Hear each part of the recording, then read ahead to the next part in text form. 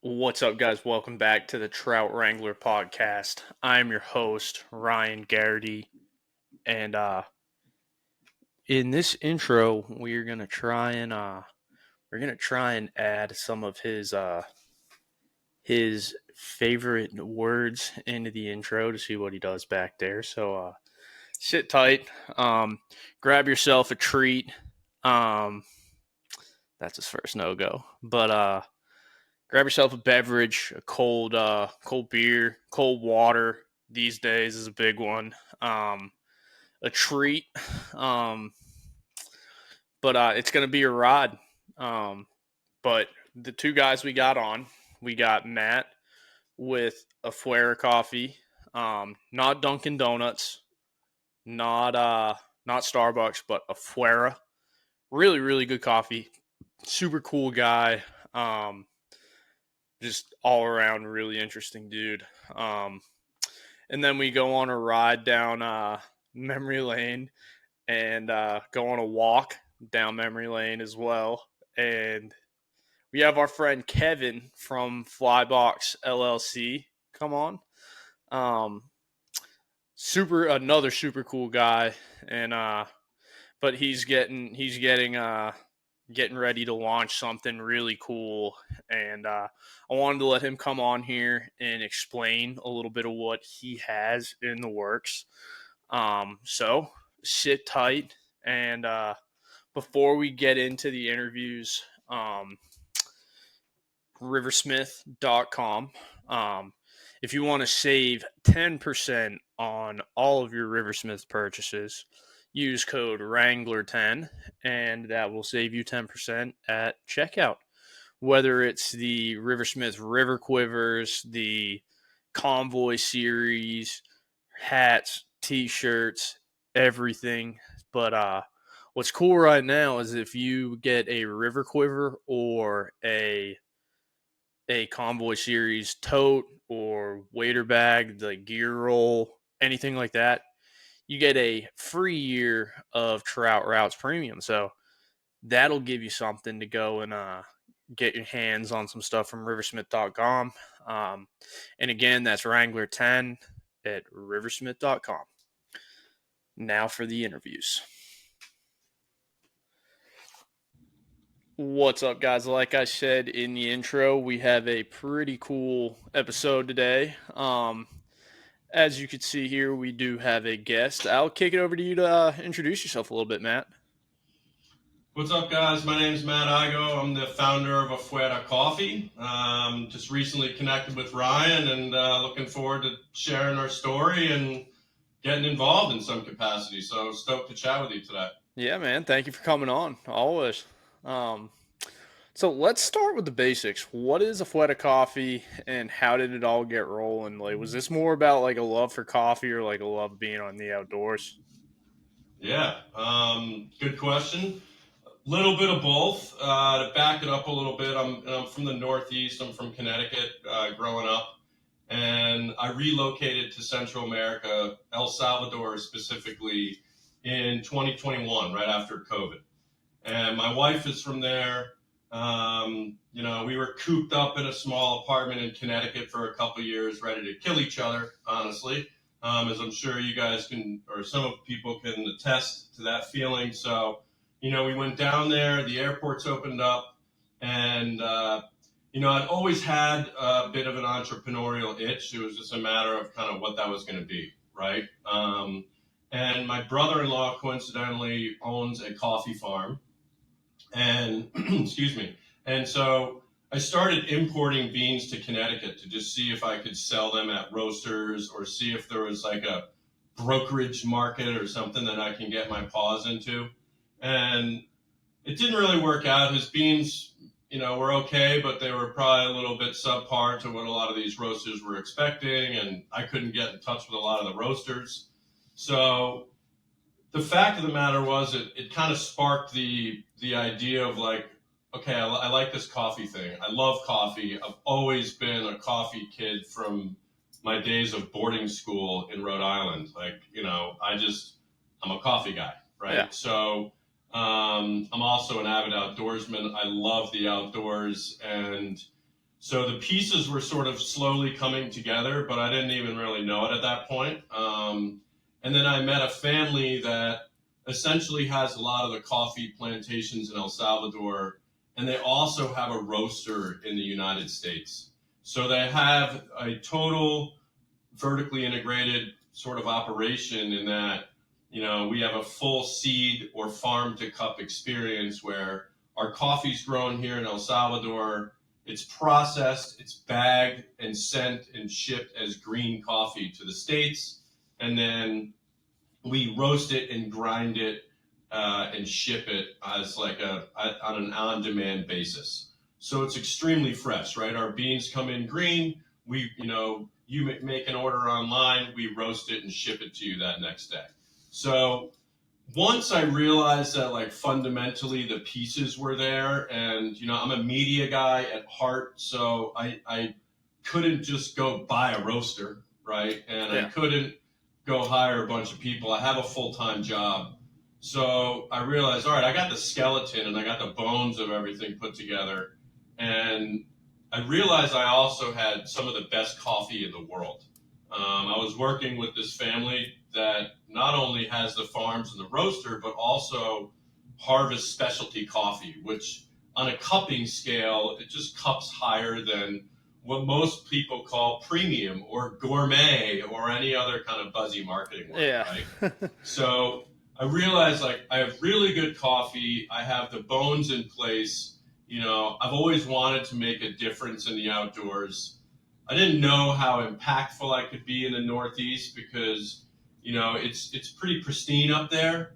But when I got to El Salvador and I saw the oceans and the beaches and the streets and the highways littered with garbage and plastic and all of this other stuff, it was like, okay, now I have a why, right? I not only want to be the coffee in everybody's Yeti mug, but like I want to give back to the 1% for the planets and the captains for clean waters and the companies that are trying to make a difference in the outdoors. So short and sweet, or long and sweet, that's a quick kind of backstory of kind of how I kind of came across the idea, put the idea together, and then, I'll end it with the world of IP, right? Like, I couldn't get a name, right? I wanted to call it, Morning This or Morning Light or First Light.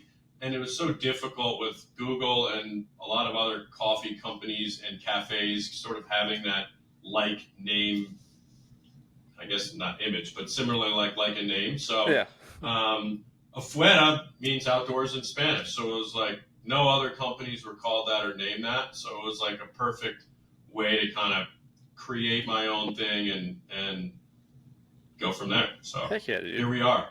I feel like, dude, if you're born like up in that New England area, or if you've ever lived up there in that New England area, dude, your blood type has a little bit of coffee in it. Oh, for sure.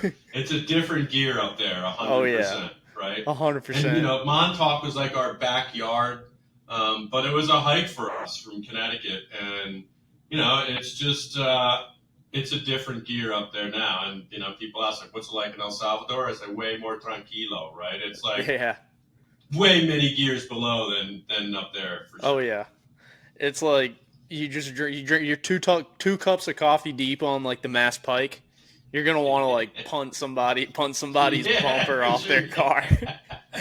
No doubt. Yeah, dude, but, so you said afuera means outside in Spanish. What does that word mean to you guys beyond just the name?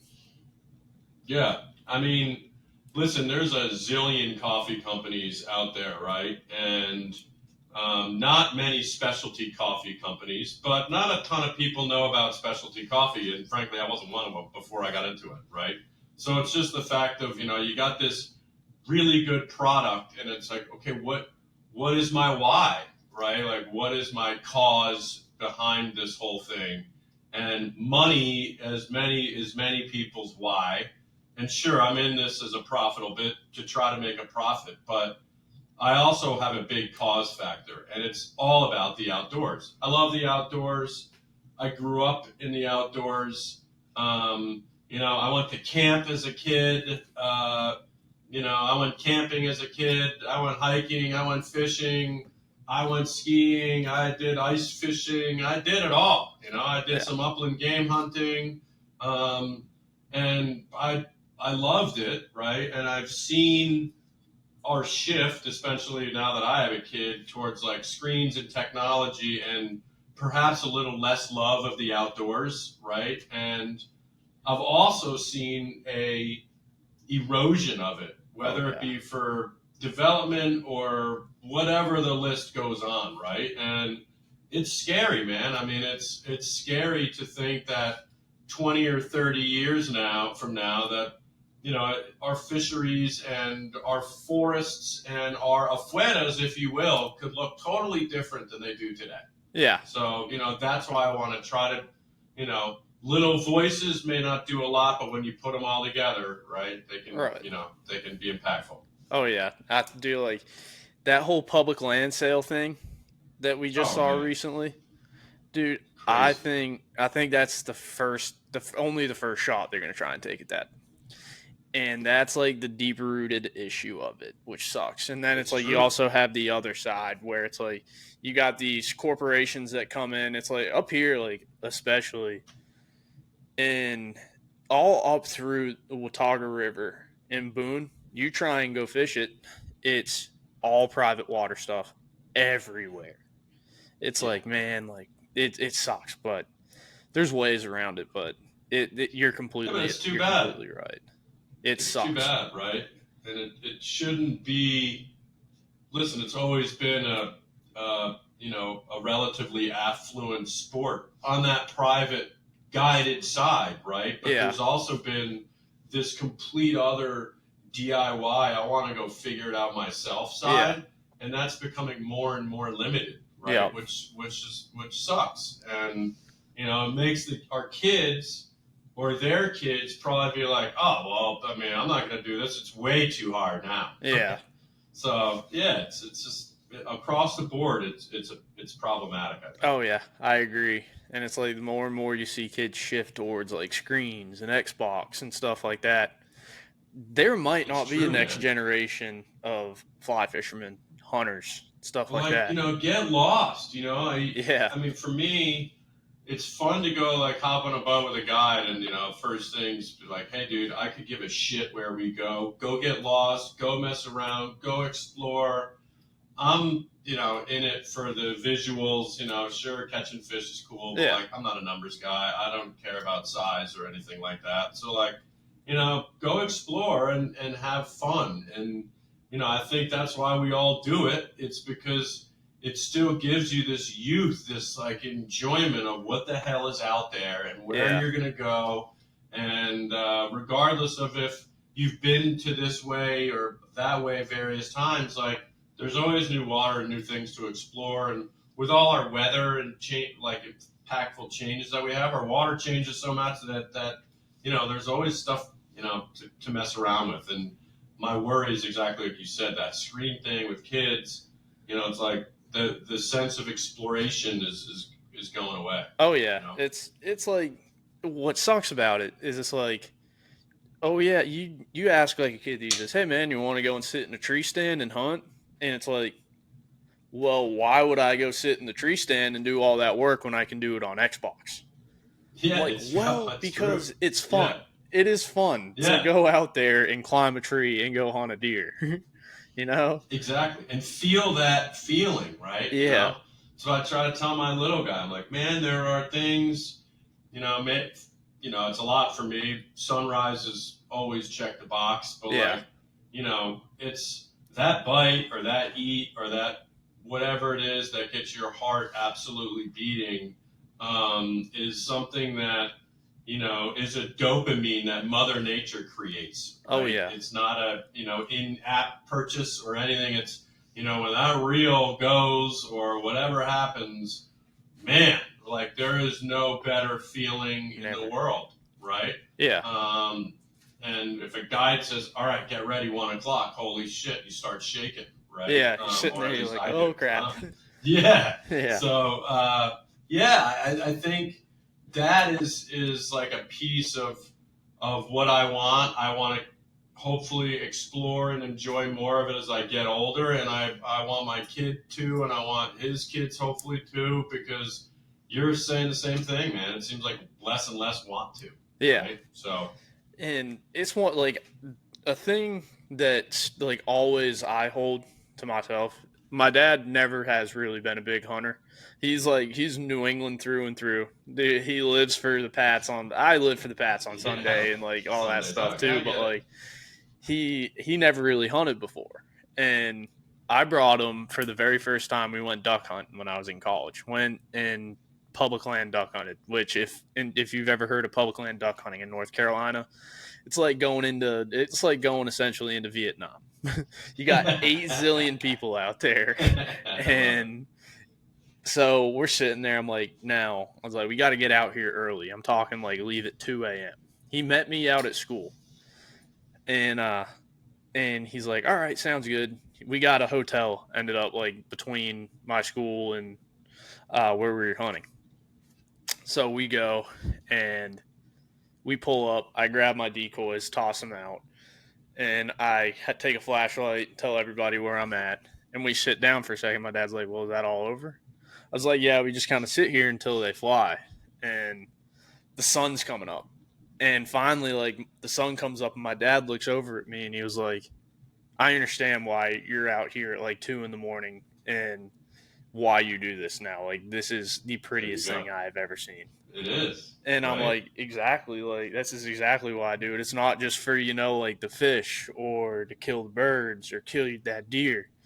It's like 95% of it is right there. Mother Nature painting that sky, It's true. It's 100%, man. It's awesome. But yeah, that was like the one thing that I was like, I'll never forget that.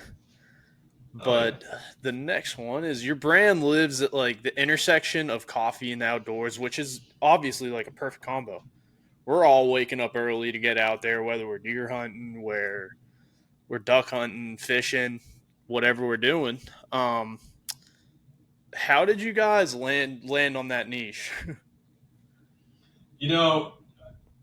Well, you hit the nail on the head, man. Like, everybody's already doing it, right? Yeah. So it's like, okay, most people are, I just, give me the dark stuff, because that's what's most caffeinated. And well, it's like, actually, that's wrong. The light stuff is most caffeinated, right? And it's like, man, if you're gonna drink coffee, drink good coffee. Yeah. You've spent $60 on the Yeti mug. Spend a little bit more on a better cup of coffee, right? And not only is the product far superior, right? There's zero acidity and like bitter taste to it, right? And I would challenge that many people would probably end up dropping cream or any sort of milk that they would add to it if they do it. I mean, if not, it's still equally as good. But in addition, every cup and every single bag that you're purchasing, has a cost factor to it, right? Yeah. You are waking up at 2 or 3 in the morning. So have really good coffee while you're doing it.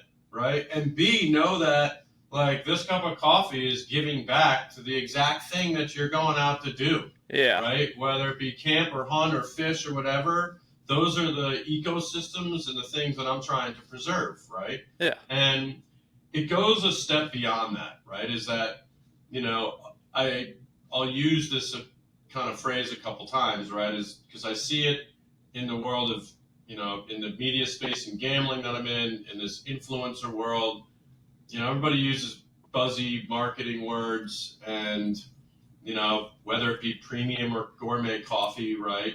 Yeah. And for us, it's like, I see a lot of this, preserve and conserve the outdoors and we care. And it's like, okay, well, I look at your packaging and it's like the worst type of plastic you could possibly imagine in the world. Right. Oh, yeah. And, you say why? Because it's cheap. And that's why they do it. Oh, right? yeah. So, like, for us, it's like our bags are 100% compostable.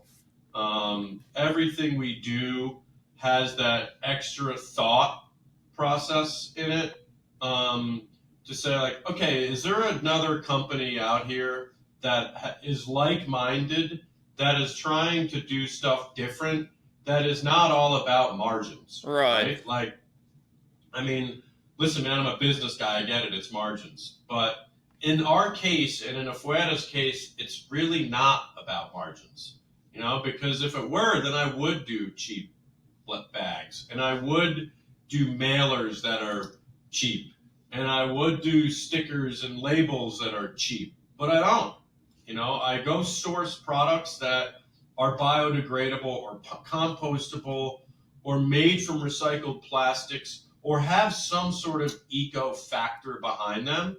So it's a matter of, in my opinion, of, okay, I put my product superior above all, but I also think it's more about the why factor as well. Right. And it's, supporting the things that you love, and also knowing that the materials that you're using are also supporting the things that you love. You take that coffee bag and you throw it in your garden and it composts. That's kind of cool. Oh yeah, that's cool as hell.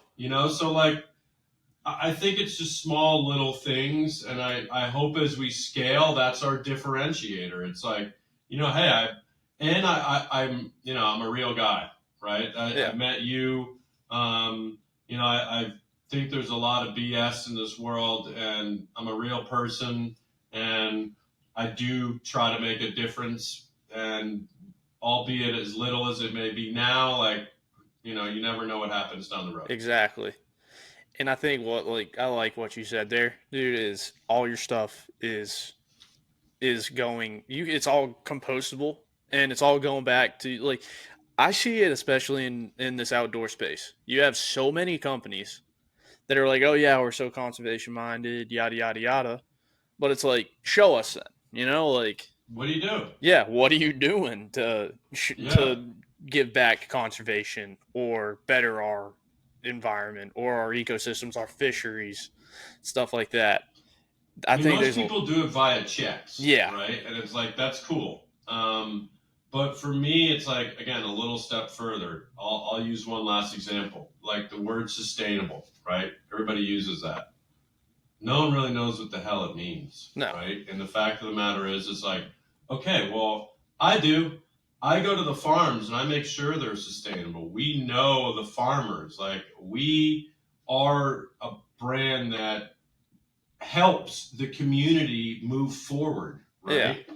And we try to give pencils and crayons and paper and whatever we can when asked to support each farm and community during those times, right? So it's like, how do I reflect that? I don't. It's not something we pound our chest in with, like, in marketing or anything. It's the fact of like, hey man, this is all part of our ethos, and it's what you do. And it's either people bullshit and try to use it as marketing leverage, or people actually do it. And that's the longer process when you're doing it like the right way, right? Right. Or in my opinion, the right way. Oh yeah. I do. So like, this is something too, like, that I've kind of done. Dude, it's as simple, like, everybody thinks, oh yeah, signing on a dotted line or sending a check to somebody is going to suffice. Dude, show up and put your face in front of somebody, shake a hand, or like write a handwritten note, because it's like that 100%. Little bit of extra means the fucking world to somebody else. It does. And it's a big difference maker. When it's like, it is. It's nuts. When I've seen it a lot, even, dude, like, in the job market, like a generated rejection email. It's like, dude, 95 different people have got that same email. Yeah, exactly. I'm like, damn, dude, like, there's another one. But I think that the sense of being real is like a human touch that is unfortunately being lost. Oh, right? Yeah. So, that's something I just want to make sure that we are, like, fully about. Yeah, and it's like, people, dude, it's even believing people. It's like, you got more people that are robots out here that are like, totally, yeah, dude, sure. It's nuts. And it's like, it's crazy. What? If people kind of like frown upon the fact that, like, in this podcast, I am from New England. I do have a New England mouth. Humans can drop the F-bomb without apologizing for it, Like, it's not the end of the world. It's not the end of the world. Yeah. Exactly. Thank you. But it's please. Like, and I'm not gonna dumb down any of my stuff. I'm not gonna sugarcoat it. just for somebody else's approval. I'm like, you know what? I'm going to say it, and I'm going to say it with my chest. Well, of course. I Yeah, mean, that's the whole authenticity piece, right? It's exactly. like, and I think a lot of people do the chirp and the preserve and conserve piece, and it's like, great. Well, you're not really doing it, No. right? You're talking it. So, I think it's just, and you can apply it to almost anything, right? Oh, yeah. Dude, like, they'll bark all they want, but they aren't going to follow it up with the bite, Exactly. Exactly. But 100%. let's get into like where do you source your beans from, and like what kind of roasting styles are you guys all about? Yeah.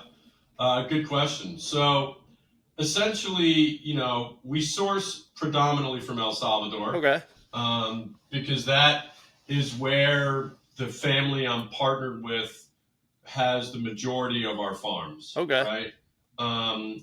So now, obviously, various farms have different types of beans, different altitudes, etc. There are also some different partnerships that we have with other farms in the likes of Colombia and Brazil, etc. Predominantly, and certainly right now, all of my coffees are 100% El Salvadorian. I gotcha. And I wanted to do that because I wanted to really own that sustainable piece and be able to, help the farmers and engage with that community in, any way possible. Yeah. Right. So, that was sort of the key. So El Salvador is really, let's just say, our hub. Yeah. So we, as I mentioned, we directly ship our beans to our warehouse or a warehouse in Tulsa, Oklahoma. And those beans are stored in cool temperatures, and they're stored there and waited to be roasted, bagged, and shipped. So, you ask about roasting, and, I may have mentioned it earlier, but, I did the Atlanta fly fishing show a little while ago, or I guess a couple of years ago, Yeah. I should say. And I would have the majority of people come in with this, no disrespect to Starbucks mentality of, dark means bold and dark means strong, and give me your darkest, man. I want the strongest you got. It's like, well, the fact of the matter is, if you want strong coffee, then you really want light coffee, because ultimately the more you roast a green bean, it's just like cooking, anything, right? Yeah. It's a light roast. It just means that it's been cooked less than a dark roast. So that also means that a lot of the nutrients and the flavors and the caffeine inside that bean are more, prevalent in a lighter roast than they are in a darker roast, because you cooked a lot of that out of it, right? Yeah. So yes, while it does pour darker, because the beans have cooked more, they've roasted darker, it yields a bolder flavor. But bolder does not mean more caffeinated. Right. That's a big kind of something that a lot of people do not understand. Coffee enthusiasts certainly do. So our process is very simple. It's sourcing the best beans we can from the most sustainable farms, right? And then we store them in our warehouse, and we always offer a staple of light, medium, dark, and espresso, and a decaf. So that is sort of the 5 basics that we have. Those will never change, because I do have subscribers trying to get into retail, the right retail, I should say. So that flavor consistency and flavor profile needs to remain consistent, moving forward. So, in terms of preference, I've been a dark roast guy my whole life, because I've also been a dabble of cream and a dabble of sugar guy my whole life. Yeah. As I've crushed more and more coffees around the world, and certainly more and more Afuera, I have gravitated and flipped to the total opposite. I'm a way more of a light roast. I don't really use milk anymore. And man, coffee is just like wine. It's incredible the different flavors that you can get out of coffee. And the reason most people don't ever taste them is because A, it's a way over roasted, or B, it's just generally, lower quality coffee. That's why they have to over roast it and you put cream and sugar in it to kind of mask it up. So,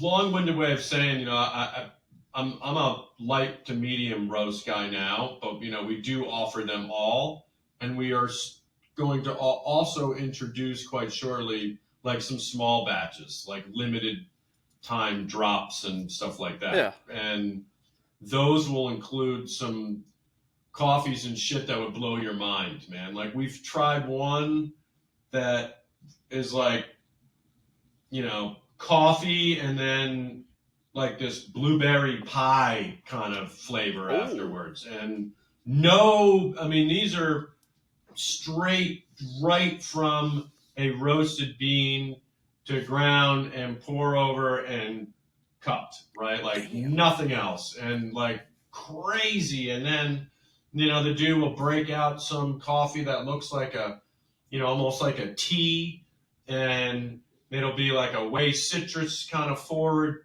coffee, and you take a sip and boom, you're like, oh my God, it's like, oranges and lemons and crazy ass, like, so I'm going to dabble into some of those and offer some of those out. I mean, I don't expect them to be like staples by any means, right? Because they're going to be crazy, but for coffee enthusiasts and people that like to try different stuff, it'll be pretty rad. Dude, I think that blueberry one would probably do way better than you think.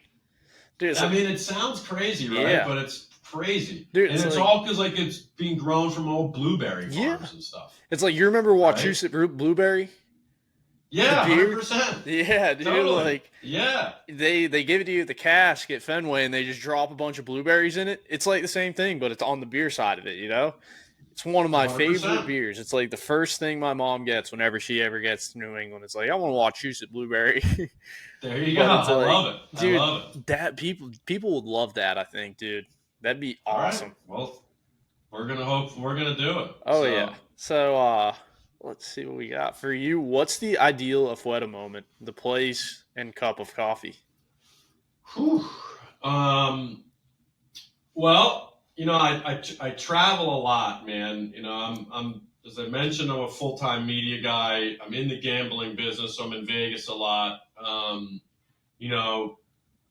I'm in bed pretty early, believe it or not, like crazy early, because I'm a morning guy. I love my mornings. As a matter of fact, like our colors were all from that like first light you see, because it's just like, it's incredible, and you see it everywhere you are. Even in Vegas, I look out over the mountains and, that sun's peeking over. So like that time to me is most precious, man. Oh yeah. And whether it be here on the streets of Manhattan, which, can be quasi other home, but obviously the water is sort of what gives me goosebumps, if you will. I've been a conventional fisherman for the majority of my life. I'm only a couple of years into the fly thing. I mean, my dad's always been into it, but nothing like dedicated, right? Not practicing or anything like that. And, I've done a couple trips up in the Northeast, doing the striped bass thing on fly, where you're sight fishing for them, which is just incredible, considering I've lived there my whole life and didn't do it, right? And I love the Everglades stuff and the Homosassa stuff and just messing around in there. And, in El Salvador, there's not really a whole flats world, but like, my dad had an old 12 weight, and, I got that thing laced up to bring offshore with me. And man, I've caught everything from mahis to sailfish to small tunas, and it's just awesome, right? I mean, it's a different world because that's more like just get the fly in the water and like it's gonna get bit. Yeah. But whatever, it's still like it's get your adrenaline going into a whole nother level. So any place outdoors for me does it, but it like morning time is my time. Coffee has always been my thing in the morning, like forever, like as far back as I can remember. And it's like I've always had the Yeti, and it's like, why can't my coffee be in everyone else's Yeti, right? And it's like that's kind of the goal, and and I want to work with good people, and I want to be a part of the community, and I want to, I've been already taken by some social media influencer fishing guys that are cool, big, blah, blah, bullshitters. Yeah. And, like I'm doing this thing slow and hopefully right. But, my Afuera is anywhere outside early morning with a cup in my hand. Oh, yeah. I think it's the same thing for me, whether it's a deer stand, anything like that, dude. That's almost that time of year. I mean, like the upland game stuff, I mean, I might as well have a blindfold on when I'm shooting, but it's like, dude, you walk a field and, it's 50 degrees and you're just starting to see your breath and the dogs are going and, God, it's nothing just like it. You sit there and you say like, okay, this is why I work, right? Like, I wish I could do this every single day, but it's just, it's that feeling. And, I think like Andy Mill talks about all the time about like, it's not the fish, right? It's tricking him to bite. Yeah. Right? And it's that seeing the dog get on point or jump in to flush a bird. And it's just the whole nature side of it is holy good God, it's nuts, right? It's just like it gets you going. And to me, it's the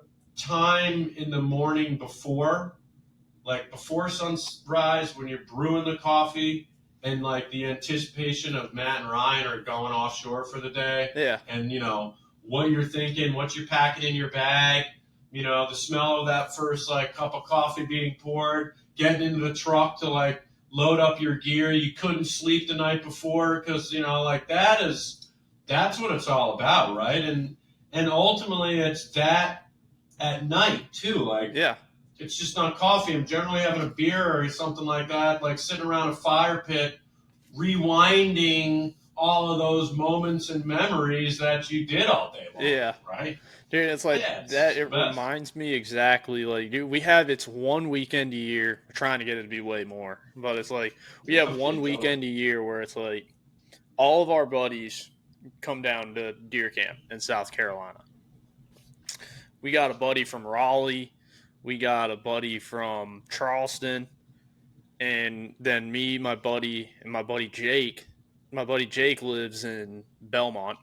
And then my buddy Colton we all get together in South Carolina to deer hunt for like 5 days. Yeah.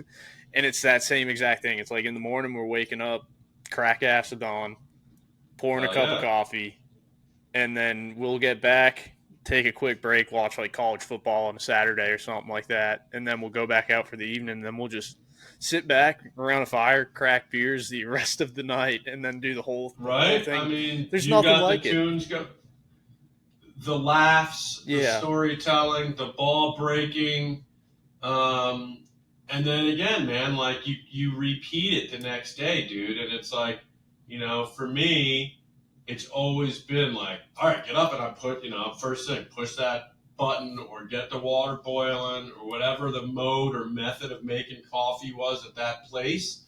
And then it's like, okay, I am hyped. And, and then you're looking at your gear, you're double checking, you got your bags packed, you got your cooler packed. It's like, holy shit, I've been playing this moment in my head for, weeks now, and here we are, right? And again, coffee has been Can you hear me? Did I break up? A little bit. It just came back. It should be good, though. Okay, we're good. So it's like those moments, it's like coffee is the epicenter of that, right? It's truly the epicenter of that. So like, why not have a really good coffee and like when you're going in your truck to the road or the ramp to the stand or wherever it is, like, you got the best mug. Oh yeah. Dude, let's see. I had something over here. Damn, I lost my place. Hold on. But oh, yeah, I had my spot. It's like, dude. So we've hit a lot on that next question. But how do you recommend brewing Afuera Coffee when you're off the grid? Jetboil, AeroPress, cowboy style? Great question. I mean, anyway, right? I personally am an AeroPress guy. Love them. It's been a go-to for me and works great. Easy to pack, right? And it's funny, man. Like, I work with a guy, his name is Captain Nick Angelo. He's, kind of a Tampa Bay, Florida Nature Coast guy. Great dude. And, he like reached out and he said, hey man, like I'm kind of a foodie. Hey dude, well, like my coffee's right up your alley. I sent him some coffee. Yeah, it's really good. He sent me a couple pictures back, yada yada. Like, we got to go fish, right? Yeah. And so we're in like the Florida Nature Coast. I hadn't really been there before. It was just the raddest thing in the world to me. Just awesome, like life going on. We're buzzing around. There's like baby bald eagles going. We're talking about our day, whatever. And then all of a sudden he like rips a hard right and, peels over and there's this like little beach and he had this like mud boat and he like ran it right into the beach and he breaks out his little like mini Jetboil, gets the water going. I brought coffee thinking like, all right, man, if I could make some like cool pictures somehow, totally unbeknownst to me. He had this like, this was like not, something that we had pre-planned, right? Yeah. And dude, we boil up this little pot of coffee. I had my AeroPress. He had his AeroPress. We're doing this like pour overs in the middle of nowhere. It was awesome, dude. And then he like started taking pictures, which, we always need content, and throws up the drone. And it was like the raddest little experience, yeah. Right? And the fact of the matter is like, it was simple. Yeah. It was like, you rip over, you fire up the water, like the AeroPress makes it so easy. Like, literally had our Yeti mug, we pop the AeroPress on it, we pour the Afuera in there, we push it down, like, boom. Both of us had like a dope mug. It was like a great spot.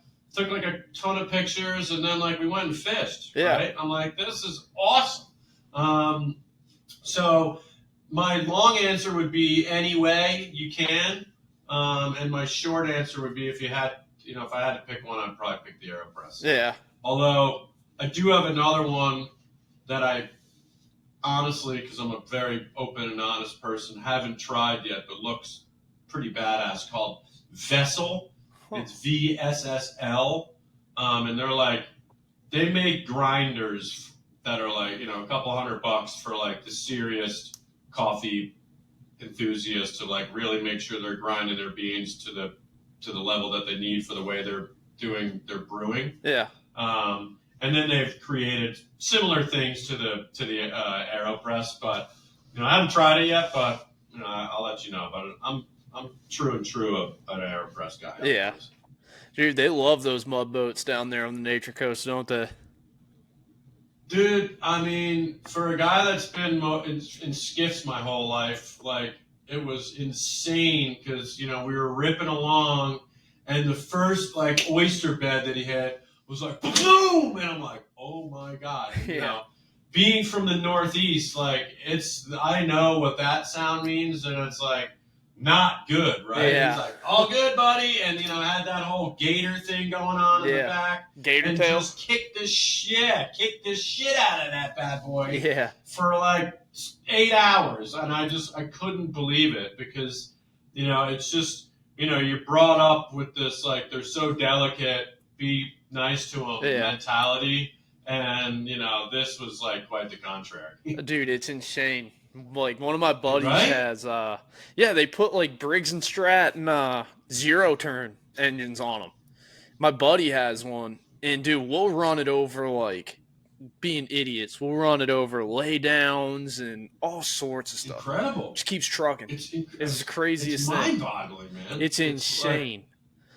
It's like, beat me up. They want more of it. Yeah, it's like, dude. Prove me wrong kind of shit. Yeah. It is so nuts. Yeah, it is. I mean, it was mind-boggling. That whole area is so rad, between, like, the freshwater springs and just, like, to where you can get lost. And I was blown away, man. Yeah. I feel like I could do weeks up there. Literally. That whole nature coast of Florida is just unbelievable. Dude, like, because it's like you got little like roadside bars that you can pull into. And totally, 100%. Dude, it's so much fun. And then you could go and 5 minutes. minutes. It's still like salty. Oh, right? Yeah. It's like very. I feel like when I went to Everglades afterwards, and it's also feels the same, but like, I don't know. I felt like I was way more removed up there in the nature coast. Yeah. I was like, yeah. Dude, because it's like it's pretty rad. You hit a certain spot in, like, when you're going down there to the Everglades, to where it's like, all right, I'm kind of like out here now. Yeah. But it's like you're still only, like, say 20 minutes to Marco Island. You're still an hour to, like, Miami. Yeah, totally. It's nuts, but that nature coast is just different, man. It's so cool. Oh man, I'm with you. I really want to go do some more exploring there for sure. Dude, Crystal River is one of my favorite places down there. It's like I'll tell people that, they're like, "Oh, what's Crystal River?" I'm like, "You seen the big pictures of, like, pods of manatees, like 400 deep?" Yeah, totally, I was like, "That's Crystal River." That's it. Exactly. Yeah. But do you have any local, like, any collabs or local partnerships, or like ones we should keep an eye on?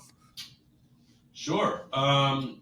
It's funny. I'm in the process of kind of not doing a rebrand, but trying to be able to introduce our same coffees with other afueras, right? Like, right now, obviously, I'm 100% dedicated to fish. That won't change. And I would like to introduce other outdoors passion points for people to choose as opposed to fish, whether that be hunt or surf or camp or bird or butterfly or whatever the case is, right? I think right now, pardon me, I totally just got sidetracked. Remind me where you need me to land this question. It's just like any collabs or local partnerships. Oh, collabs, yes. Yeah. So I started with Captains with Clean Water, right? Yeah. Or Captains for Clean Water, are on all of my bags. They were my biggest kind of partner to start with. I've since done white label partnerships with the TRCP, which has been awesome. We created TRCP branded bags. All of our proceeds go to TRCP when people buy their coffee. So it's essentially a same operation as Afuera, but it's a TRCP branded bag, and all of the proceeds go to them versus us. Yeah. Right? I've partnered with various lodges that have done, like, their own brand in their lodge that cool. They give to their clients when they come and do a week in Alaska. They give them, like, a little hat and a mug and a bag of Afuera. Some of them sell it in their little gift stores. I did a corporate one last year where it was like a a good buddy of mine works in, tech in a corporation, and we did a kind of a corporate collab for all of their customers. Like, hey, we care about the outdoors. Here's a bag of coffee and a mug. We should meet. And we also support the outdoors, and sort of like a company that cares kind of mentality, which is awesome. And this November, I'm going to be doing a BTT event. Ooh. They're doing a symposium in Fort Lauderdale. It's like the 7th and 8th of November. So we're going to make some custom BTT bags. Oh, sweet. That we'll sell at the symposium, and I don't know, maybe they'll want to keep a couple for their store online or something like that. Yeah. But we're going to do that. And, that is really a goal of mine. Is I don't want to like spread ourselves wicked thin, but I want to be able to support and collab with people I can and make it turnkey, right? Yeah. Like everybody tries to make things extremely difficult, whether it be, crazy MOQs or crazy whatever. They try to fuck you, pardon me, in some capacity, whether it be, a sign-on fee or whatever way they can like kind of jack you. And like my way of looking at it is like, man, I just want to get my product in people's hands, and I want to try to make a difference, and I want to work with good people. Yeah. Right. So there's plenty of lodges and cool people that have come to me with cool ideas, and it's like, hey man, let's give it a shot. Right. Like there's a guy that has a bourbon company. He's like, man, imagine doing some cool like coffee bourbon. I'm like, hey man, I don't know how, but I'm in. Yeah. Right? That's cool, though. Yeah. Like I got a buddy that works up in, for one of those like canned, like a High Noon kind of company, right? Like a canned iced tea alcohol thing. And he's like, hey, send me some coffee. Maybe we can make an espresso martini. I'm like, all right. Dude, that'd be awesome. I'm always down to try new stuff. Yeah. Dude, that's one thing. My mom, my girlfriend, my sister, my brother's fiance, they all love espresso martinis. Yeah. All of them. I mean, they're huge, man. Yeah. And it's like, it's like, I'm open to trying whatever, man. It's like, I think it would be really cool. And, I think, again, it's really good coffee. So people are like, yeah, I want to try this with a really good bourbon. Yeah. Right? Or I want to try this with a good vodka. And it's like, so like, why not? Yeah. If it doesn't work out, it's, no harm, no foul. Homemade, like canned Irish coffees. Like that would be incredible, right? Yeah. Partner with Bailey's. I would be, I'm not afraid. For Hell sure, yeah. That'd be awesome. And like I want to be able to do it where, I don't know, like I've talked to the guys at O-Search, for example. Like they got a huge operation opening up in Mayport. They got a gift store. Like, why not sell Afuera Coffee? Yeah. Like, it would make so much sense, right? So make it an O-Search branded coffee, and all the proceeds go back to, their science and research on the white shark. Yeah. You know what I mean? Like, it's way, like, again, it all goes back to these people enjoy their experience. Oh, wow, I just had this great day at O-Search. I got to see pictures of great white shark. I want to buy a goodie bag, and I love coffee. Oh, my gosh. And the proceeds go back to saving the white sharks. Right? Yeah. Yeah, I mean, why not? Right? Yeah. You should start making a Afuera Coffee to go and save the Boston Red Sox. Yeah. I mean, listen, man, I'm a Mets fan, so man. I can't even talk. Yeah. Dude. So at least y'all still got Lindor. I mean, for now, it's a matter of time, it feels. Yeah. But what's next for Afuera? New roast, new gear, events, maybe something a little different? Yeah. So, I mentioned this kind of refresh I'm trying to do, and that's been a little bit more of a heavy lift than I thought, right? Because, like, I'm a sales guy, dude. So, I mean, I get all these ideas in my head at 1 a.m. and then I try to tell them to my guys and they're like, what are you talking about, right? So it's been a little challenging trying to, be able to create an Afuera, because I've learned, man, I got some good partners, and I don't want to do anything dumb, right? And I know I'll make mistakes, and I'll make more, and but it's more like I don't want to cast too wide of a net, right? Right. And like I've started in the fishing community, and I want to stay there, right? And I want to figure out a way to easily and seamlessly open myself up to other communities. Yeah. And support those communities, right? So if you like fishing and you like really good coffee, then buy this series from us, right? It will have the same fish art that we have. It will be all of this awesome stuff that you expect, and the charities will align with your passion. That's right? awesome. And then so it's like, okay, cool. Well, if you like birding, or you like labs, or you like insert whatever, well, then I could create a dog series, right?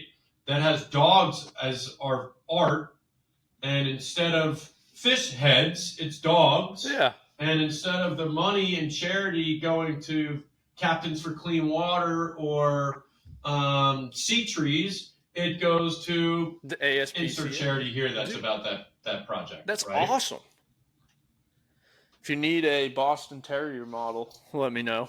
I see him back there, Yeah. man. I see him back That's there. what he does. He just hangs out. He's got all his toys back there. I mean, Orvis did it right, dude. Like, dogs are huge, Yeah. right? So I think that, that could touch a lot more people, I've had women say, like, oh, I don't buy this for my husband. I'm like, you should try it. I'm pretty sure you like it. Yeah. And so I want to be able to cater to other people that love the outdoors that may not be as fishy as you or I are. Yeah. My girlfriend tried something and she loved it. She's like, this is awesome. Really, really good coffee. She loved it. Yeah, I mean, I feel like it's an easy in for me to be like, hey man, I know people have routines. They have their other coffees they like. They have we're a little more expensive than others. So I get it, but at least I'm very proud and hey man, I'll put my product up against anybody's. Yeah. And thankfully we everybody aligns in my thinking, right? Yeah. And so it's a matter of that cause base kind of kicking in with people and just keep telling our story and doing things like this and working with cool people like yourselves and doing giveaways and I don't know, man, trying to get into as many shows as I can. Yeah. But I'm pretty much a one-man operation, so you gotta do what you can. Dude, if you want to get into the hunting aspect of it, go check out the NWTF convention in Nashville. My buddy went last year and said, I've never seen so many hunting booths just specifically dedicated to hunting in his entire life. Really?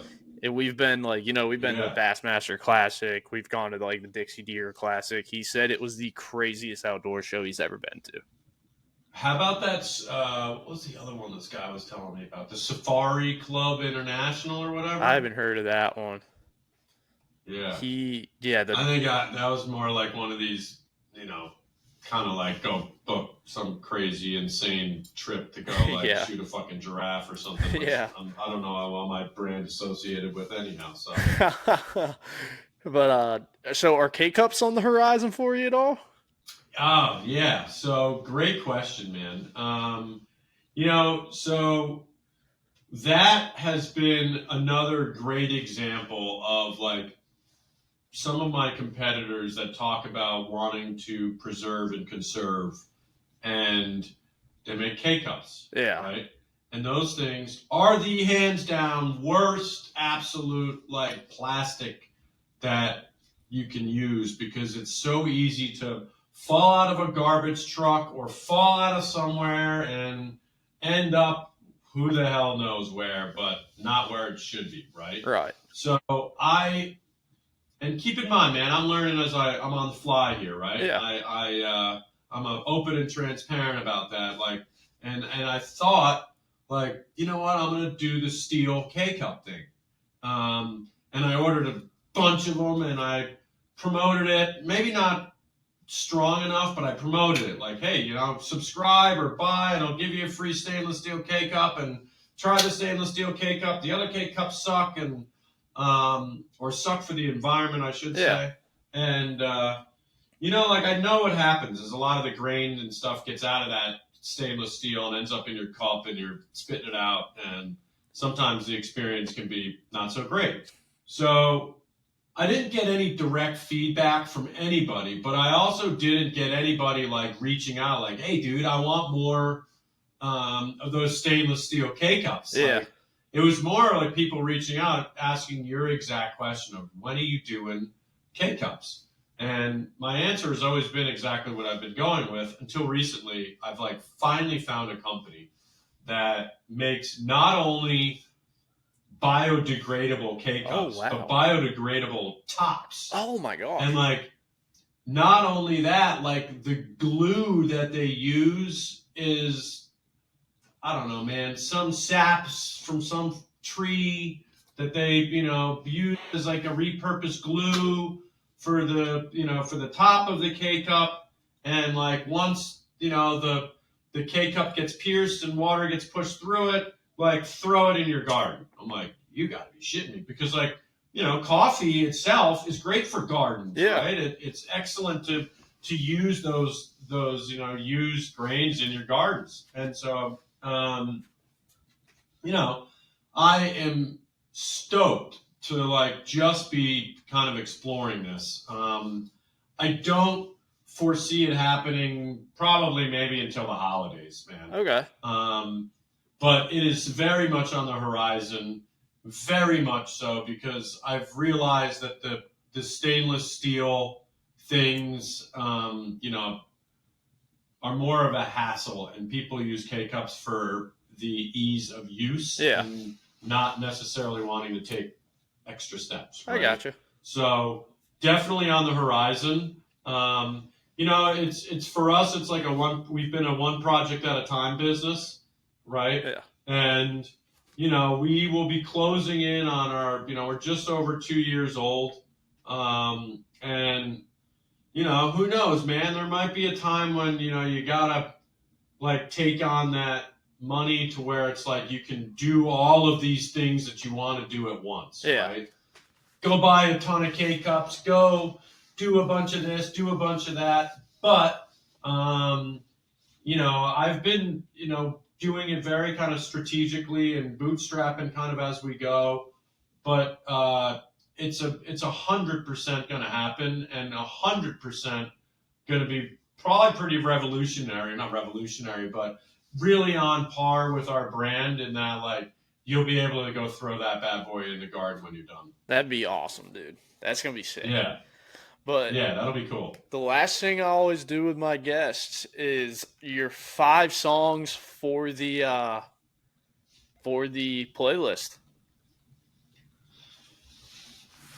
Shit. I may have overread this question, and I might need to get back to you on that. That's fine. I can give you some genres of music, but does that like screw your edit up at all? No, not at all, man. Back with you on that? Not at all. All right. I definitely, I should probably have, I was focused on what I was going to say about Afuera, and I didn't take into the consideration the music piece, and I want to give you a better answer than yeah, that's fine. No worries at all. It can all be edited. I can tell you that I am a Buffett fan. Oh, I love I'm Buffett. A widespread fan. Yeah. I am a Dead & Co. fan. So I'm very much a old school-ish jam band and Jimmy Buffett guy. Not so much a new age jam band Goose guy. Goose sucks. I just don't know him that well. I love Billy Strings. I do too. I love me some country. The list can go on of who it is. Yeah. Right. So I'm way more of a broad bass guy for sure. Yeah. Right. But I can circle back on specific top 5 tunes for sure. I got you. But yeah, and working in Vegas, I did check out Dead & Co. At the Sphere, and I would recommend to anybody to check the Sphere out if you can.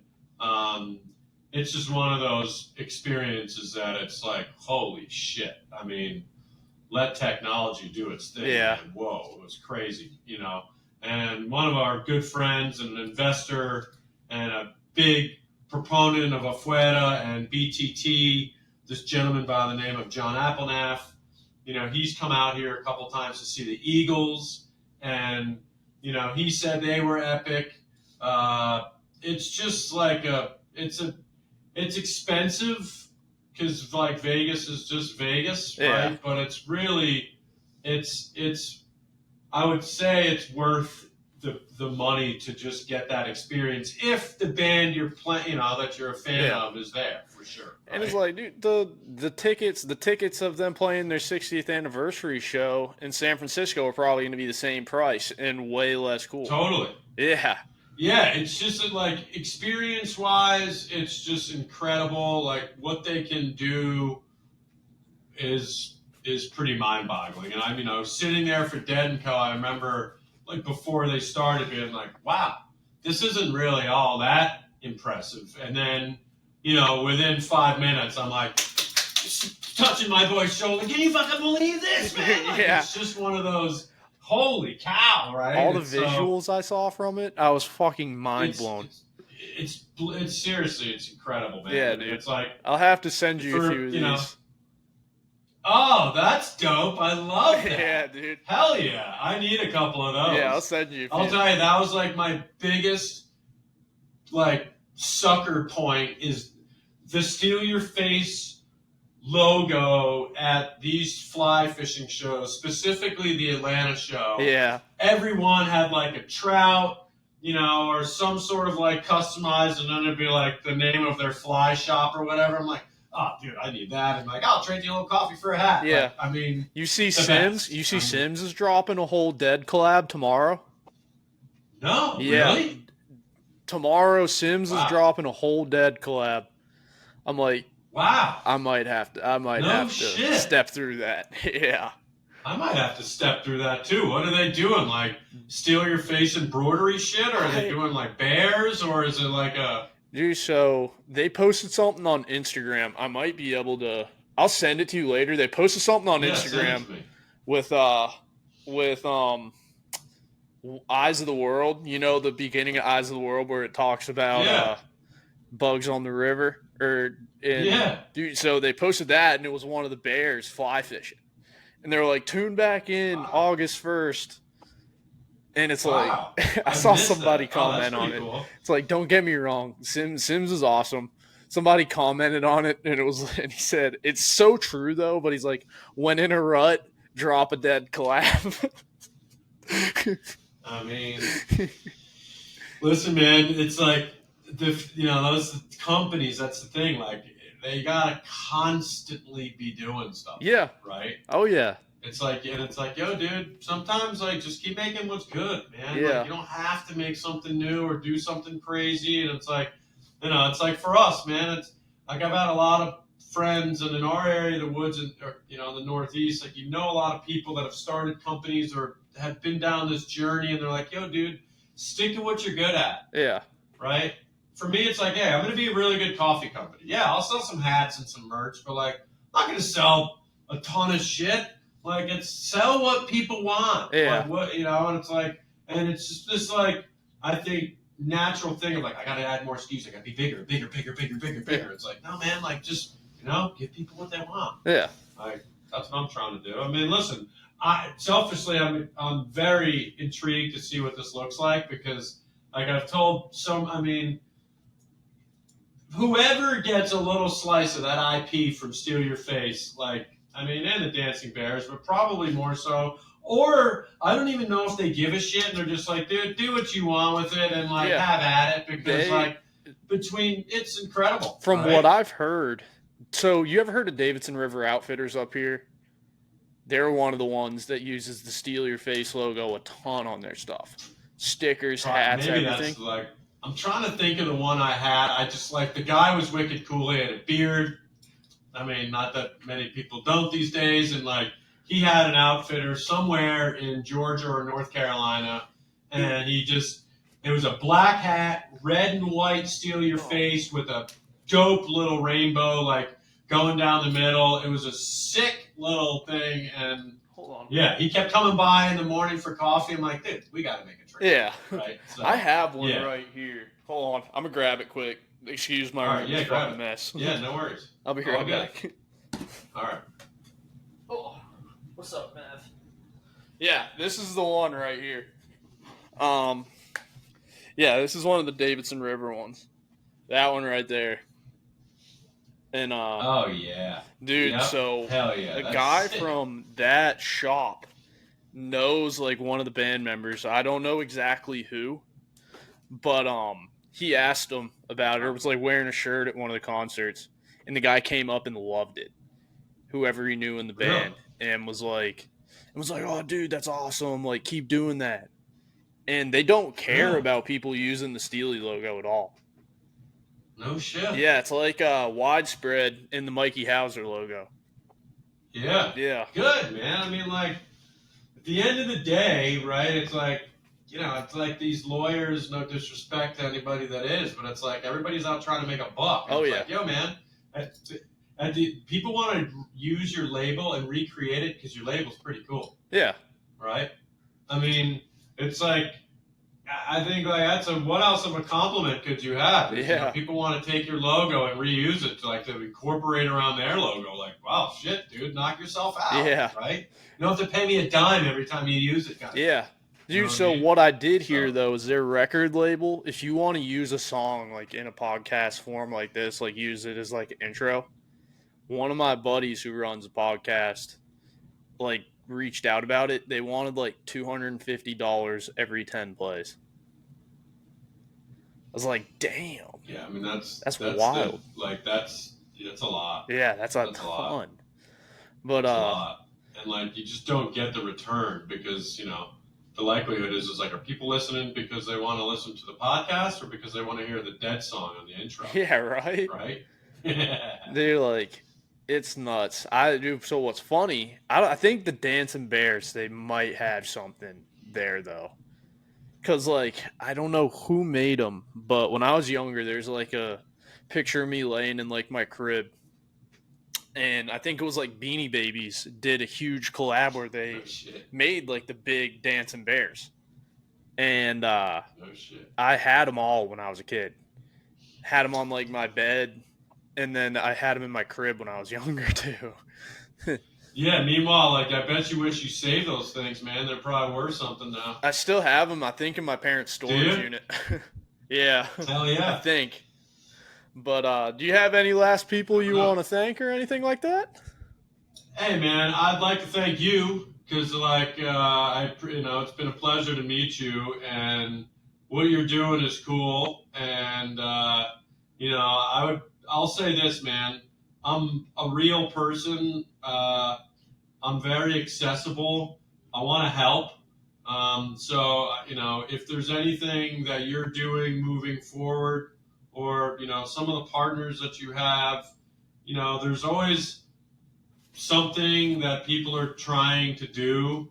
And, I bounce around a lot, but, like, I can always send coffee or I can always try to help in any way that I can. Okay. And, we're a small business, and, like, a way that I look at it is, like, your reputation and your product is what moves you forward, right? And, so what that means, I don't know, right? I'll let you take that and, like, keep it. And if there's, as I said, down the road, if we can do some giveaways to your listeners that are pretty cool that we can figure out, or, we can do some prizing, or there are some ways that we can give back to some communities or whatever. Like, I'm all about it, man. Yeah, like, man.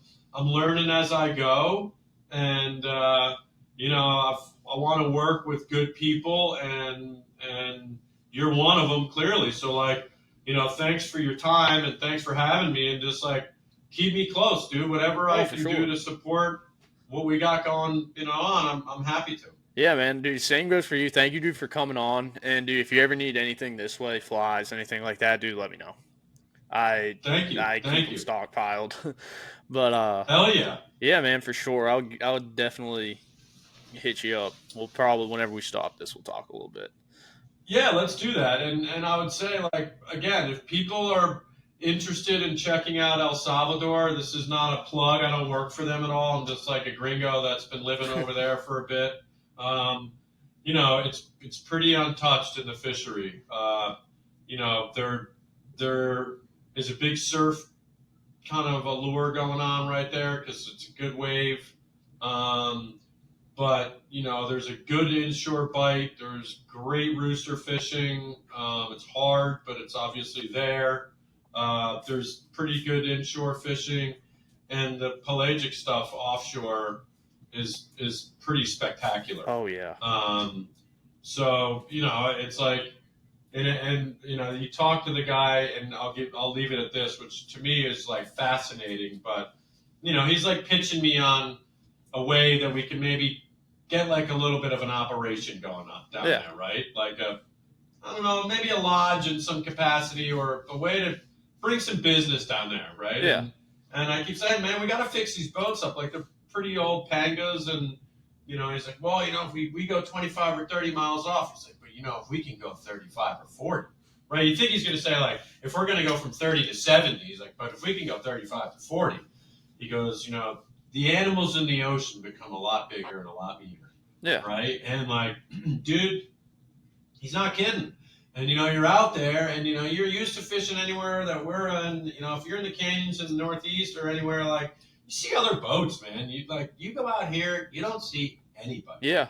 There's no one out there, and the life is, many times you got to find it, but when you do, man, they want to eat. Yeah. So like I say, if you and we get our boys, you get Javi or get some of Sean, whoever, like, get some of these guys. It's like, I think there's a world where we can almost create our own little kind of like annual fishing destination. Yeah. This should be one of them. I agree, dude. I was actually talking to Sean about this. Was a few weeks back, doing a college football game, or like.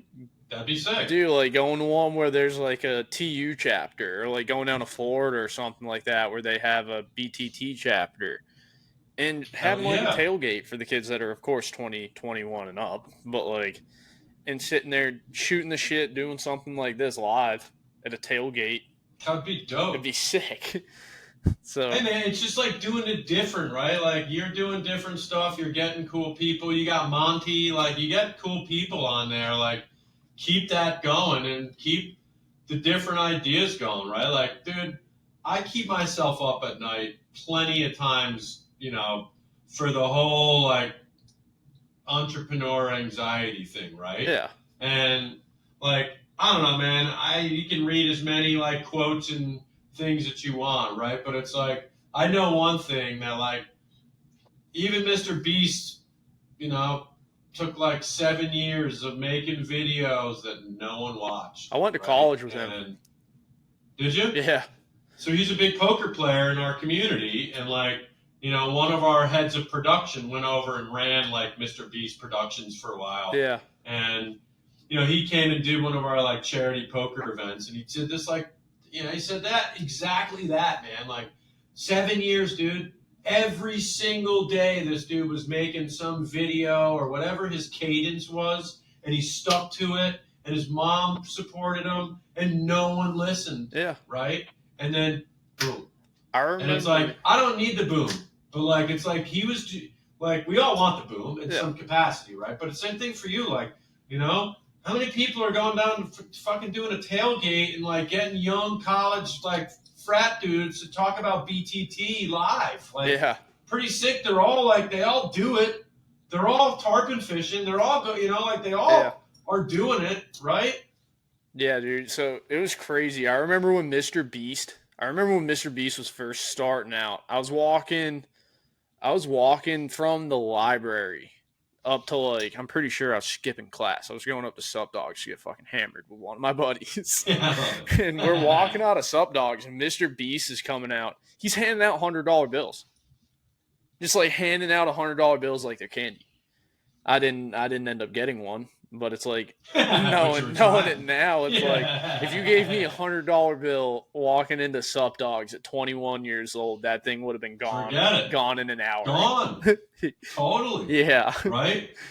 But like it took a while for all that stuff to catch. And it's like, again, I'm not looking for that catch moment. I yeah, don't think you are either. But I think it is like, it's doing things and it's sticking with it. And it's like, dude, I've got times when we don't have any orders for a couple days. I'm like, oh my God.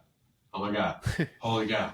Why did I do this? Why am I getting, and then it's like, pump the brakes, man. Like nothing happens overnight, and same thing with your community. It's growing. You've got great people on, really cool storytelling. Thank you for making me a part of it. And it's like, what does that mean? It makes me want to get together with you and Javi and Sean and like hang out and have some beers and go have some coffee and fish, hell right? yeah, And it's dude. like, you hope that that's what our community that's listening ultimately wants. Yeah. And it's like, it's all that like snowball effect, man. Oh yeah, I think that's a But big it's part all of it. being real and fucking authentic and no bullshit, which a lot of us are stuffed with day in and day out. Yeah, yeah, sadly, but dude, thank you so much for coming on. All right, that was Matt with Afuera Coffee.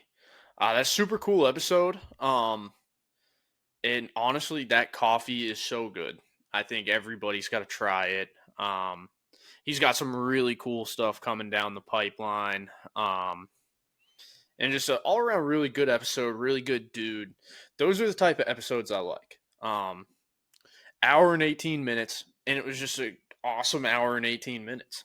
One of those things we probably could have talked for 2 hours, 3 hours. I could have talked to him all damn day if I wanted to. I'd talk to the light to the right of me if it talked back to me all damn day. But when it's like you have people that have common interests, like you have a common interest, you're passionate about the same things.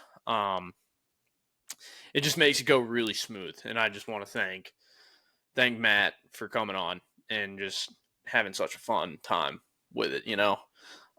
But before we end, we have, like I said in the intro, we have Kevin from the Flybox LLC coming on. Because he has a really good thing coming on down the pipeline here, and I want to do anything I can to help him get this out and really kind of support what he's doing here because honestly he deserves the attention for this. He deserves the attention just because he's a great guy. His content to begin with is such good, great content. It's super analytical. Um, he goes above and beyond to find data that supports the stuff that he is posting, and the way he does it is really, really cool. And I think this project that he's releasing uh, today, you guys are going to be hearing this on Friday, so that he will be releasing today is going to be a huge thing. Um, and if you want to be involved, all the stuff he talks about, follow it along. Anything I'll post all the links in the what's it called? In the show notes so you can get there easy. But without further ado, Mr. Kevin Wolf at Flybox LLC. And if you're wondering why I'm wearing a different hat and shirt, I recorded this on 2 separate days. So what you're asking, uh, why was I wearing a widespread panic hat and a gray shirt, and now I'm wearing a Boston Red Sox hat and a red shirt? That is why. So without further ado, here's Mr. Kevin Wolf. What's up, guys? If you watched the episode I forget what episode it was, but you've probably seen this man before. He's a legend. Um, he's got an awesome thing going. If you haven't heard him, I'll let you introduce yourself a little bit, brother. Yeah, so I'm Kevin, and I run the Flybox LLC, and we do a lot of different things. We sell flies to curated areas. Right now, we're doing saltwater boxes, great stuff to. They look like this. They're great starter kits if you're going to put any fly lines in saltwater this summer or even in the early fall.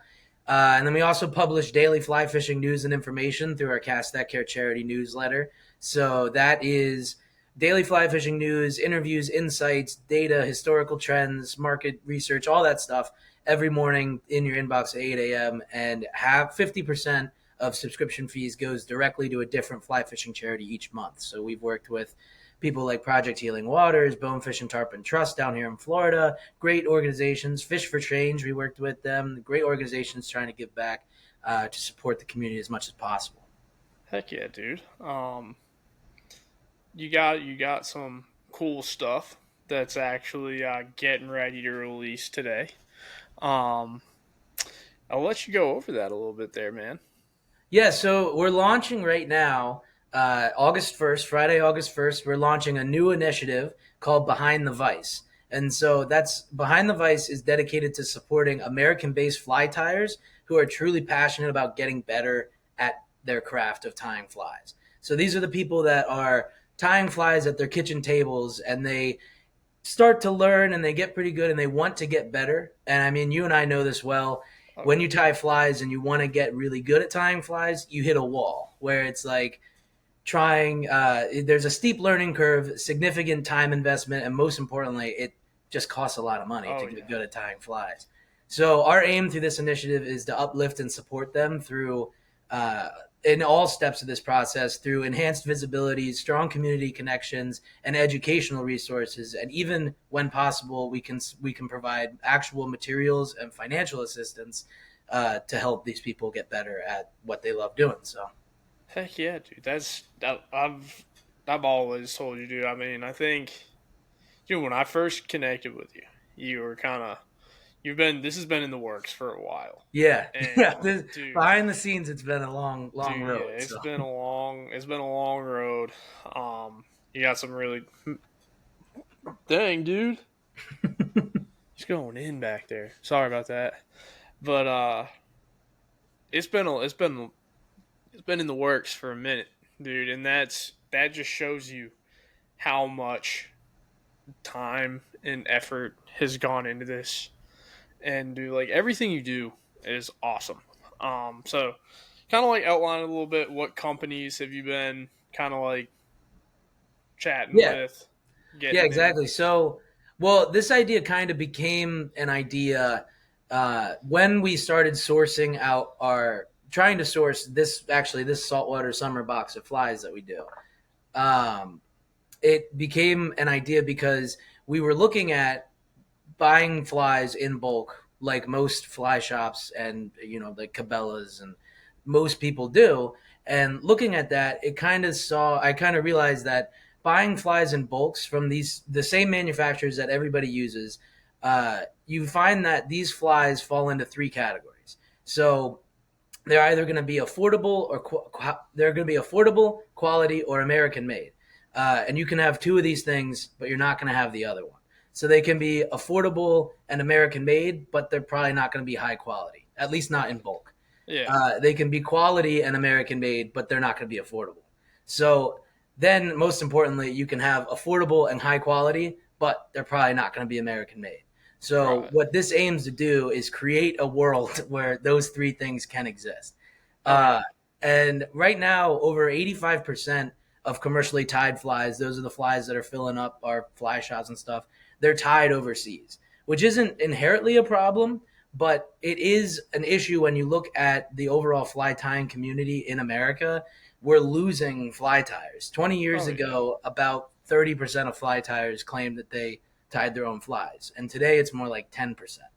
And especially in America, we have 8.1 million people who fly fish. 10% of that is about 800,000 people. And that number is going down, especially in an industry like fly tying and fly fishing as a whole, where it's an older generation passing down knowledge to a younger generation, it's not exactly getting passed down, it's getting outsourced.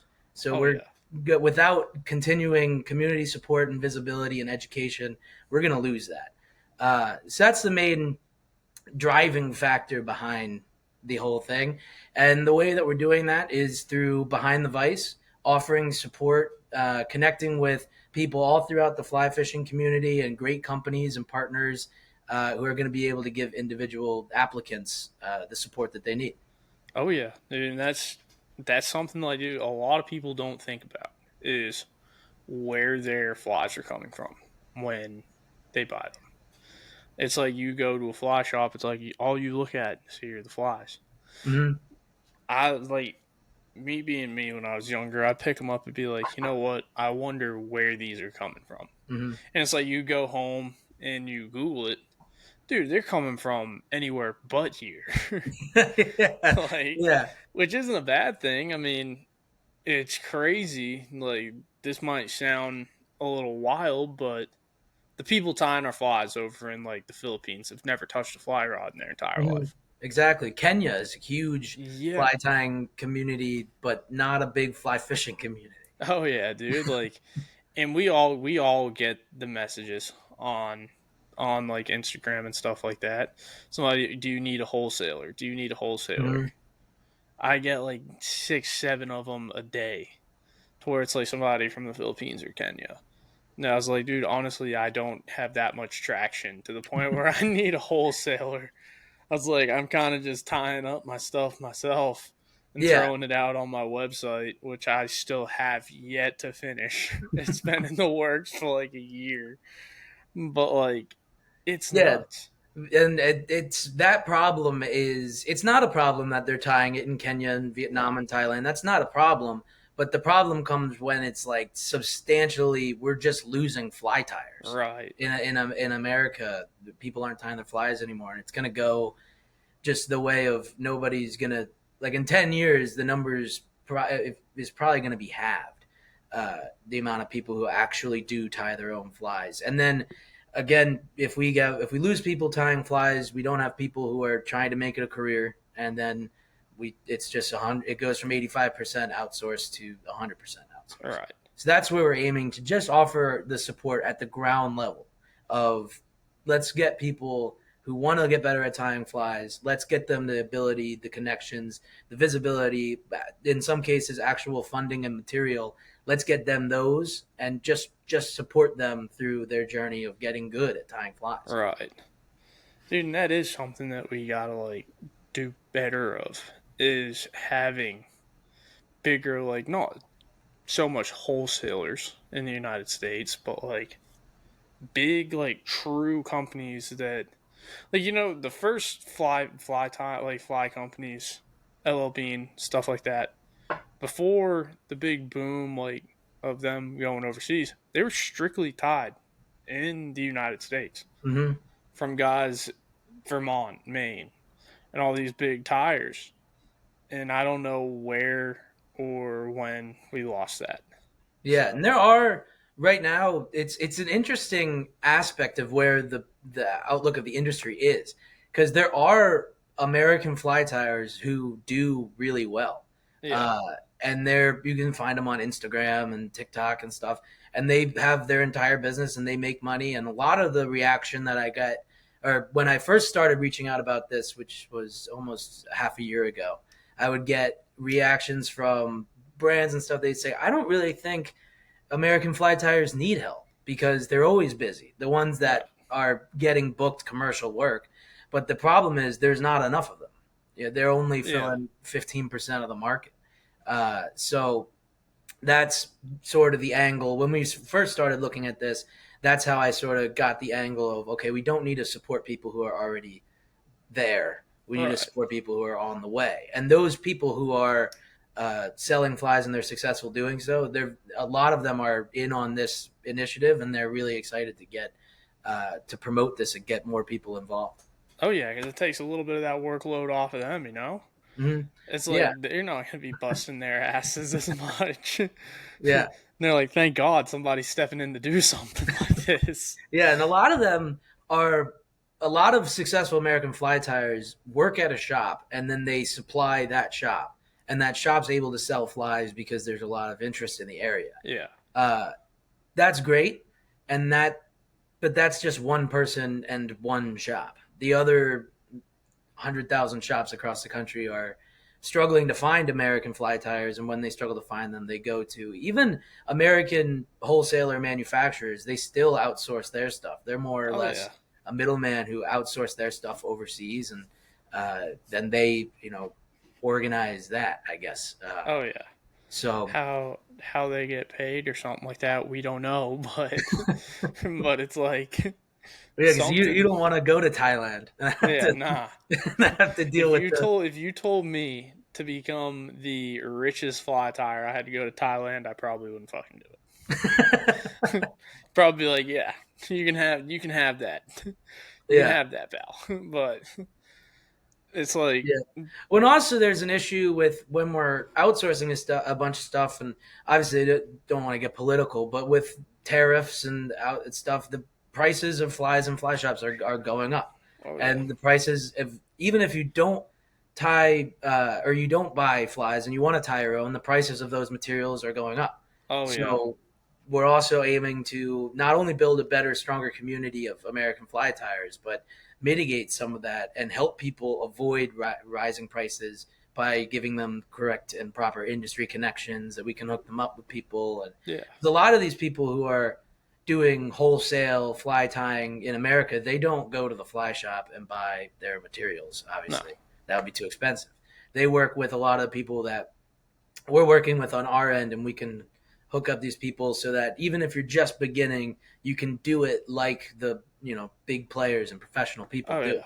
Uh, and that's a big aspect of it, because it shouldn't be this expensive to learn how to do it. It's already Yeah. hard and demoralizing in some cases when you throw a fly on the water and it falls apart, and it's like, Yeah. all right, well, that was 5 hours well spent. Yeah, It dude. shouldn't. It should be free. They should pay you to do it. So, I had an instance like that the other day, dude. I was out catching striper on the Saluda River with one of my buddies, and I had stayed up until like 2 a.m.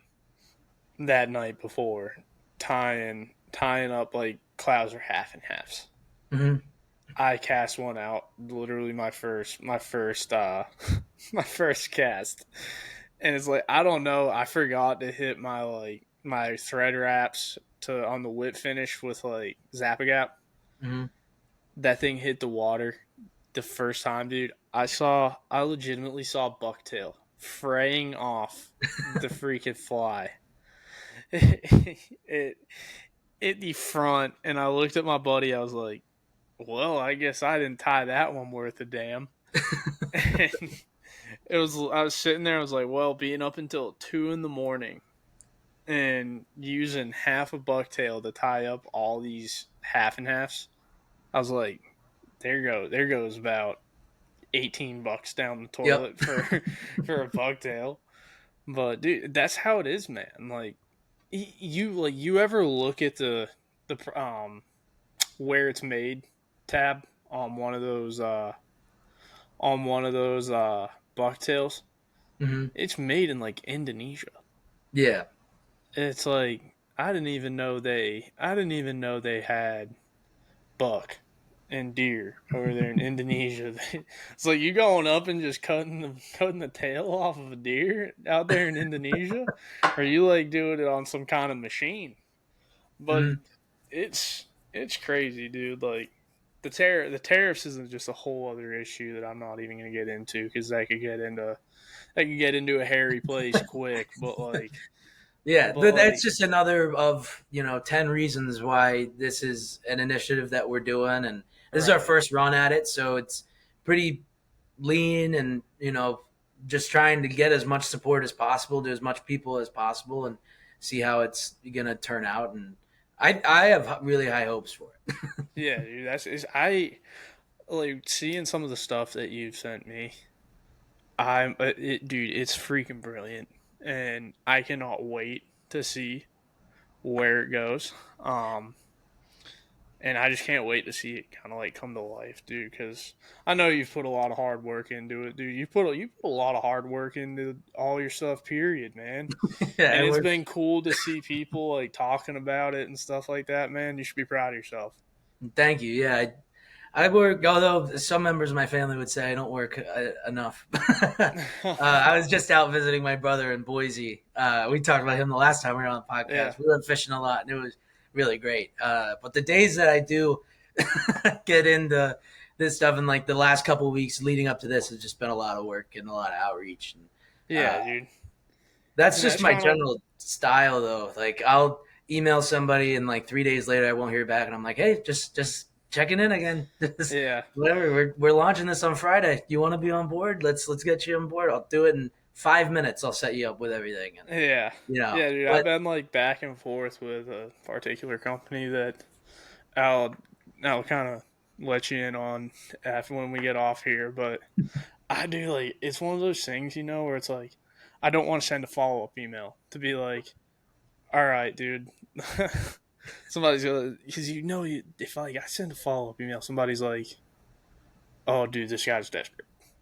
yeah, dude, it's like it's like chatting up a girl for the first time, man. It's like you're on. It's literally like, ask her again. I don't want to. It's like emailing these companies is somehow like playing the game back like when you were 16, 17, 18, even like 23 years old going through college, dude. Just like trying to carefully like walk on those eggshells to be like, all right, there's probably 8 other dudes in this girl's phone, but they have a lot of other initiatives emailing them today. Yeah. We can't throw. It's hard to explain. It's like you can't throw Babe Ruth a low inside fastball at 98 miles an hour. He's taking it yard. You can't slip up enough for them to just lose interest in. Yeah, for them to just lose interest. Exactly. Yeah. That's what we're trying to get. My experience with, especially this now, because I do a lot of outreach like you do for my interviews and stuff for the charity newsletter. And that is definitely, it's a little bit of a back and forth, or you don't want to annoy people too much, but you do need their responses, and especially for you, like you need to find a time that works for you guys both, and you don't want to like ruin their whole day and make them plan something around it, and that's hard. But with this especially, I think I've been getting a lot more like people want to be involved in it, and I haven't really gotten a lot of pushback. I've gotten a lot of like, I've been working really fast on this, trying to get this going, because it started as an idea when we started sourcing these boxes, which was like 7 months ago. And so it's been in my head for like 7 months. And then I'd say about 2 months, I've been actively reaching out to people. And then I knew I was like, I'm just going to set August 1st is the day that it goes out. It's going to go live, and we're going to get, it's going to be an all-out social media blitz. And it's like, that's the only way that this is going to work, is if we just do everything all at once. Oh, yeah. And so reaching out to people this time is more like, if you want to be on board, it's a great cause. We're going to help a lot of people. Let's do it. And I think they're a lot more eager to do it. And the companies that I do have that I'm working with right now are definitely excited about it. So. Yeah, that's good. And it's one of those things, dude. It's like you almost have to word it like, you know what? If you're in, you're in. If you're not, you're not. That's all right, dude. Like, keep me in the back. I say that a lot too. It's like, well, because this Behind the Vise, this is the first time we're doing it, but it's definitely not going to be the last time we do it. Obviously, we're going to learn from this one, and we're going to try to support as many people as possible. But the next time we go out, it's going to be easier to get people, because I'm going to say, look, last time we supported 50% of the people who applied, and this time we're going to get more applications, and we're going to have more people to support, and we can give them actual numbers and how they can get involved. And right now, again, I think a lot of it is talking to brands. They're just confused at what it is. They haven't really seen something like it, and over email, it's hard to convey. But I think a lot of what is going on right now is like I'm like, just get on the phone with me for 5 minutes, and then let me just have this conversation with you. And then it's just all like, okay, we're definitely going to be in along the way. And the big thing right now is just putting this out in front of as many people as possible and getting as many people as possible to apply, because it's free to apply. You go through the application process, takes about 5 minutes. Go through that, you apply. Applications are open the whole month of August. And then if we get too many people applying, that's a great problem to have. Oh, yeah. Because I can turn around and say, hey, look, if you didn't want to support this way, but we have 5 people who would love to wear your sweatshirts. Do you want to support that way? Here's, stuff like that makes it really easy and a lot better. And a lot of people are excited about it. And I have really high hopes for it, obviously. Yeah, dude. I think it's going to be awesome, dude. I think the idea is great. Do you have any other plugs or anything you want to say? Yeah, so I could just explain a little bit about how it works from the fly tires perspective. So it operates through a pretty straightforward process, and it's an application process. So we invite all American fly tires to apply. You apply through our website at theflyboxllc.com, through Behind the Vise. You'll see it all over social media. The link will be out there. It's free to apply. And once you apply, your application goes to our review team, and it's a part of our review process. And the reason we do an application process is because we're not looking for the best fly tires. We're not looking for, it's not a competition who can tie the best flies. We're not doing anything like that. It's who we can support and how they could most benefit from what we can give them. So if you've never tied flies before, at the end of this, it looks like we're going to be able to do some seminars with some pretty world-renowned fly tires. We'll get you in a Zoom call with them, and they can give you, pointers on starting your fly tying journey. If you're looking for something more specific, we can get you in that, and that's support that we can give you. That's a lot different than somebody else who ties flies and says, I just need a crap ton of dubbing. That's other stuff we can give you. So it's like, we'll go through your application, review it, see how we can best help you, and we'll see if we can connect you with the right people and give you the right materials. And hopefully we can actually get financial support where we can come to an applicant and say, look, we're giving you $100 in, credit to buying a new Vise. Like we'll buy a Vise for you, or we'll buy whatever you want. Go pick something go to the Orvis website and pick something out. We'll buy something for you. Yeah. But yeah, that's how it works. It's really easy, simple, straightforward, and applications are live August 1st through the 31st, and start looking out in September. We're going to reach out to people who win directly via email and over social media and just get them as plugged in as possible. Heck yeah, dude. That sounds freaking awesome. Dude, that's the main reason I wanted to get you on here today. Just let you know. Let you flex your muscles a little bit, dude. It's a pretty cool thing you got going on there. Yeah, my goal is, as we've been in contact, obviously, I'm building out more of a social media team of people like yourself and people with just audiences that can really benefit from this, and just trying to get it in front of as many people as possible. Yeah. Also, throughout the month of August, if you have, not you specifically, if anybody out there has an idea or any connections to brands or whatever, we're going to spend all of August, or I'm going to spend all of August emailing people saying, look, we have this guy, he applied, he really likes your brand. Can we do something? And then I have a lot of ins with a lot of people throughout this who want to support and want to support in meaningful ways. So we can we'll be doing that all of August, and honestly probably into September as well. Hell yeah. But right now, the best ways you can support, if you want to support it, we have 2 main brands that are working with us right now, is Ombra Sunglasses and Dry Fly Distilling. So you can go to our website and go to our supporters tab. It'll be live on August 1st. Then you can see how they're supporting us and how you can support them, which also supports us. And then you can shop our Behind the Vise sweatshirts, hats, hoodies, and stuff. Proceeds from everything on our Behind the Vise line is all going to go to the fund to get this materials into the hands of stuff. And then if you don't want to put any money into it, you can just share it on social media. Just get it in front. Send it to all your friends who tie flies, and that's who we're looking for. So we can get them help that they could use. Dude, that's awesome. Dude, Dry Fly Distilling. Yeah, they're pretty excited about it. They're a sponsor. I was talking to him. We interviewed him a while ago, and just kind of been in touch with him. And he loves this initiative, and he wants to support. May look like we might send you a bottle of bourbon just because you tie flies in America. That's pretty that's sick. some sort of support. That's this sort of first round of. That's the vibe. We might send you a free bottle of dry fly bourbon or a sweatshirt that they have. I don't know. I don't want to put too much responsibility on them yet. That's what it might look like just at the end of this. Come September, it's going to be fun. It's going to be just about people supporting people, grassroots, just helping people succeed. Dude, that is awesome. And, dude, I cannot wait to see how this blossoms, brother.